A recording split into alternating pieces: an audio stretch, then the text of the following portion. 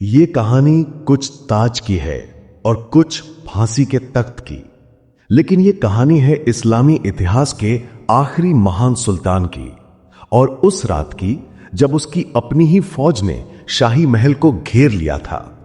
वो जिसने 33 साल तक हुकूमत की, वो जिसने एक ऐसी सल्तनत संभाली जो मौत के किनारे खड़ी थी, जिसे पश्चिम रेड सुल्तान यानी खूनी बादशाह कहता था, मगर करोड़ों मुसलमानों के लिए वो था खलीफाए मुस्लिमीन, आखिरी हाफिज इस्लाम। लेकिन उस 27 अप्रैल 1909 की रात वो अकेला रह गया। उसने अपनी जंग हार दी। जब बागियों ने उससे कहा कि ताज छोड़ दो, तो उसने सिर्फ इतना कहा कि मैंने अपनी कौम और इस्लाम की 33 साल सेवा की है, अब फैसला इतिहास करेगा। क्या इतिहास ने फैसला किया? शायद हां, शायद नहीं, क्योंकि एक सदी से ज्यादा बीत चुकी है, लेकिन दुनिया आज भी बटी हुई है। क्या सुल्तान अब्दुल हमीद द्वितीय एक महान हीरो थे, या एक निर्दयी बादशाह जिसने सब कुछ अपने तख्त के लिए कुर्बान कर दिया था? जब अब्दुल हमीद सुल्तान बने तो बधाई देने वाला कोई नहीं था, क्योंकि उस वक्त ताज पहनना मतलब था हाथों में जलता अंगारा पकड़ना।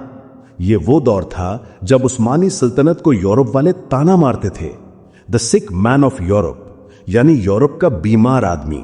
खजाना खाली था, मुल्क दिवालिया था, बगावतें हर तरफ फैली थी।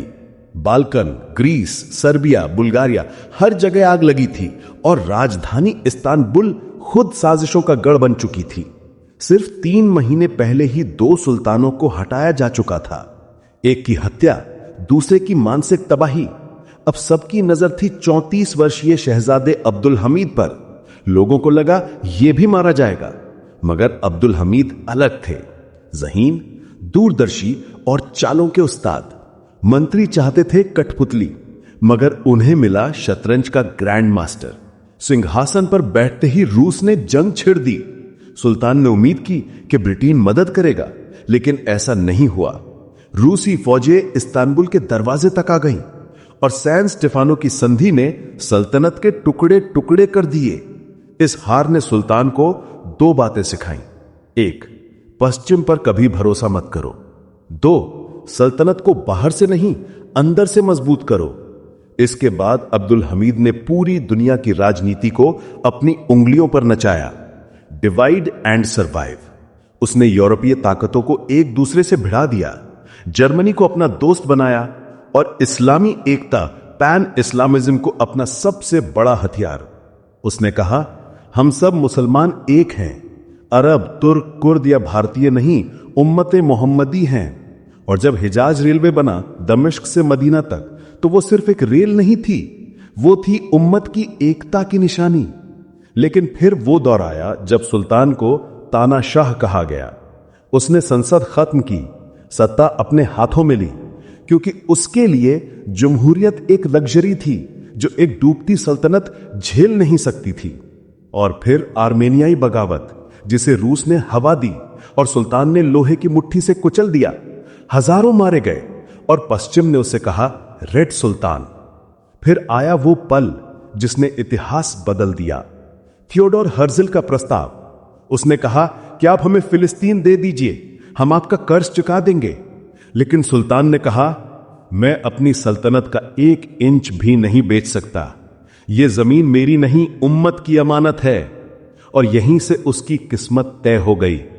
जायोनिस्ट असफल हुए, मगर उसके अपने यंग टर्क्स, यानी वो नौजवान जिन्हें वो खुद यूरोप पढ़ने भेजता था, वापस लौटे, मगर इल्म नहीं, इनकलाब लेकर। 1908 में उन्होंने बगावत कर दी। संविधान बहाल करो, आजादी चाहिए। सुल्तान ने खून बहाने से बेहतर समझा कि ताज छोड़ दे। 1909 में उसी की फौज इस्तांबुल पहुंची, और एक फतवा पढ़ा गया, सुल्तान अब्दुल हमीद द्वितीय को ताज से हटाया जाता है। 33 साल जिसने सल्तनत को जिंदा रखा, आज वो अपने ही बनाए सिपाहियों के हाथों हारा। इसके बाद जो हुआ वो इतिहास है। 10 साल में पूरी उस्मानी सल्तनत मिट गई। लिबिया गया, बाल्कन गया, और फिर पहला विश्व युद्ध जिसने सब कुछ खत्म कर दिया।